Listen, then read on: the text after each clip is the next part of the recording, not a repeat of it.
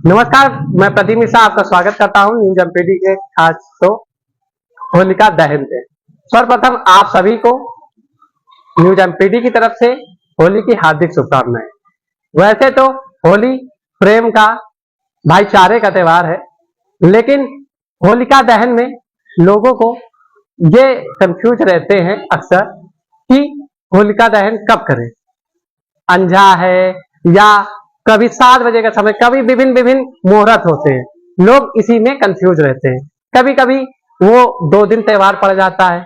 ये भारतवर्ष में इस बार बहुत बार देखा गया है कि एक ही त्योहार को 2 दिन मनाया जा रहा है।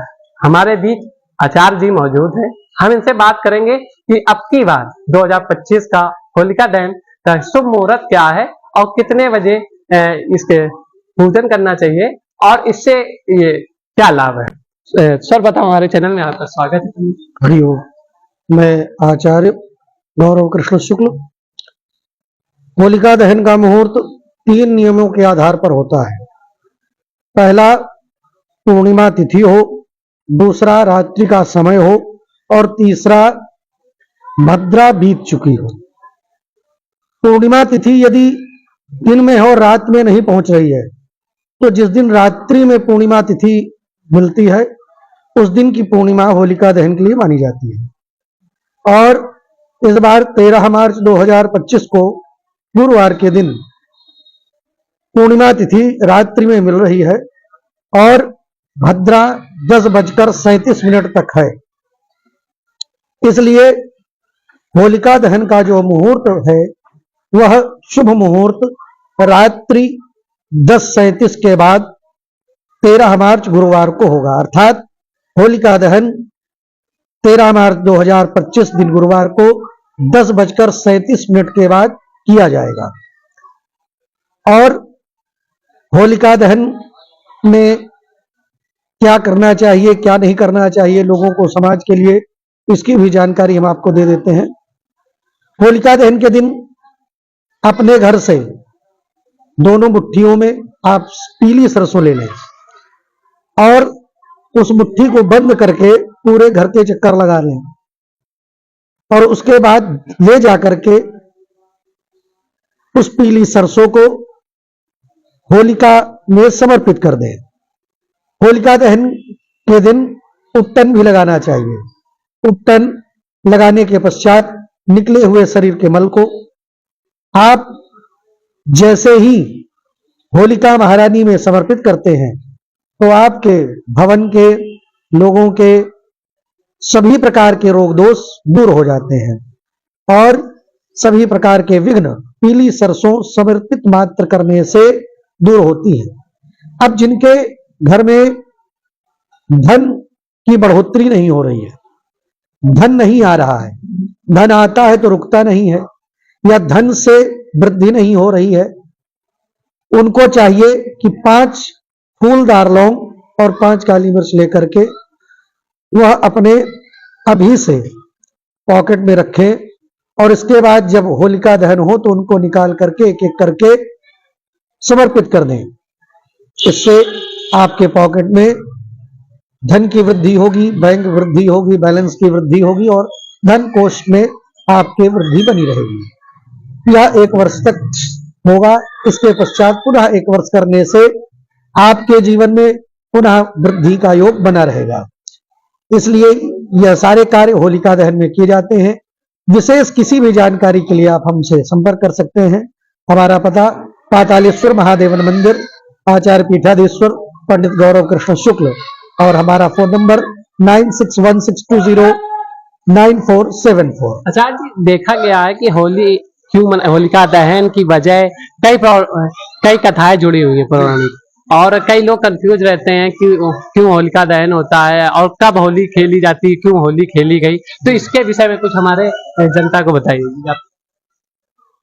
प्रथमतः शास्त्र और पुराणोक्त नियम के अनुसार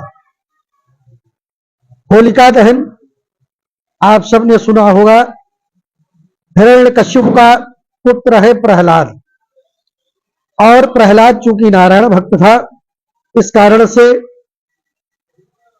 क्रुद्ध हो करके उसके पिता ने अपनी बहन होलिका को आहूत किया और लकड़ियों की एक चिता तैयार करी। क्योंकि होलिका को वरदान था देवत्व के द्वारा, ईश्वर के द्वारा, कि यह अग्नि में जलेगी नहीं, ऐसी दुशाला उसको प्राप्त थी जिसको ओढ़ करके बैठेगी तो। लेकिन जा पर कृपा राम के होई, ता पर कृपा करई सब कोई। इसी चौपाई के अनुसार जब प्रहलाद को गोदी में होलिका ने उठाया और जब अग्निदाह किया गया तो उसमें भगवान की कृपा हुई, प्रहलाद तो बच गए और होलिका उसमें समाप्त हो गई। होलिका का समाप्त होना मतलब आपकी जीवन की नकारात्मकता का समाप्त होना है। क्योंकि होलिका जब बैठी तो उसके अंदर सारी निगेटिविटी व्याप्त हो चुकी थी। वो निगेटिव भाव से बैठी, नकारात्मकता के अनुसार बैठी। तो जब कोई भी मनुष्य समाज का जीवन में अपने अंदर नकारात्मकता भर लेता है तो उसको भस्म करने की जरूरत नहीं होती है, उसको देवता भी नहीं बचा सकते, वो स्वयं भस्म हो जाता है अपनी ही नकारात्मकता से। इसलिए हमारे अंदर सकारात्मकता का संचार हो, सकारात्मक ऊर्जा व्याप्त हो, इसलिए निरंतर पॉजिटिविटी रखनी चाहिए, अच्छे विचार लेने चाहिए। क्योंकि प्रहलाद अच्छे विचारों के साथ गए, भले वह गलत दिशा में गलत व्यक्ति के साथ थे, जल सकते थे, अग्नि उनको दाहकत्व में परेशान कर सकती थी, लेकिन उस अग्नि का भी दाहकत्व समाप्त हो गया, दाहकता समाप्त हो गई और परम शीतलमय हो गई अग्नि। और जब अग्नि समाप्त हुई तो हिरण्यकशिपु ने देखा कि दूसरे दिन होलिका उनकी बहन वह तो समाप्त हो चुकी थी, लेकिन जो नकारात्मकता के रूप में थी वह समाप्त हो चुकी थी, लेकिन सकारात्मक रूप में प्रहलाद जी उसी राख की ढेरी से, बुरेंडी से अपने अंदर छरेंडी कर रहे थे, अर्थात उस राख को अपने शरीर पर लपेट रहे थे। तो उसी मत के अनुसार दूसरे दिन हमको चाहिए हम जाएं, होलिका की परिक्रमा करें और उस राख को अपने प्रथमता माथे पर लगावें, अंगों पर लगावें, अष्टांग अंगों पर लगाने के बाद भुजाओं, कलाई, पेट, सीना, हृदय, कंठ और मस्तक में लगाएं। इसके बाद परंपरा के अनुसार अबीर, गुलाल इत्यादि से भी होली खेलनी चाहिए। और न्यूज एमपीडी के सभी दर्शकों को होली के लिए क्या संदेश? होली के लिए अब की बार चूंकि यह संदेश हम देंगे कि शास्त्रों के नियम के अनुसार होली खेलनी चाहिए, और अब की बार चूंकि पूर्णिमा 2 दिन है और जो होली खेलने का त्योहार है यह प्रतिपदा चैत्र कृष्ण पक्ष में खेलनी चाहिए।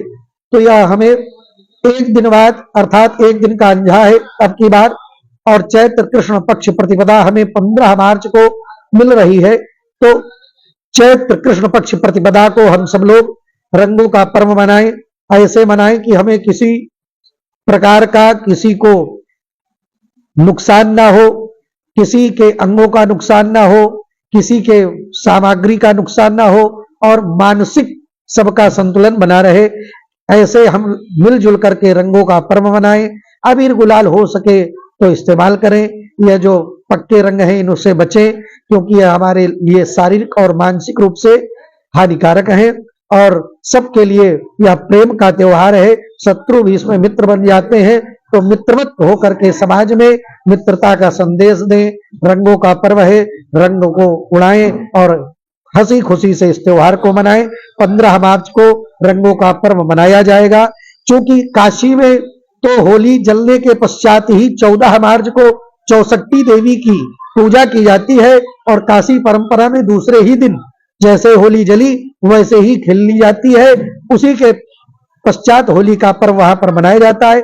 किंतु अन्यत्र सर्वत्र चैत्र कृष्ण प्रतिपदा को धुरेंडी होली का पर्व, रंगों का पर्व मनाया जाता है। तो हम सभी देशवासियों से एमपीडी न्यूज के माध्यम से संदेश देंगे कि होली का पर्व रंगों का पर्व है, उत्साह का पर्व है, सौहार्द का पर्व है, प्रेम का पर्व है। तो यह प्रेम का पर्व सभी समाज के छोटे बड़े बुजुर्ग बहनों भाइयों सब में प्रेम बरसावे, रंगों को बरसावे, सबका जीवन रंगमय बनावे, उत्साहमय बनावे, उत्सवमय बनावे। इसी संदेश के साथ अपनी वाणी को विराम देंगे और सभी प्रेम के साथ रंगों का पर्व अबीर और गुलाल के साथ मनावे।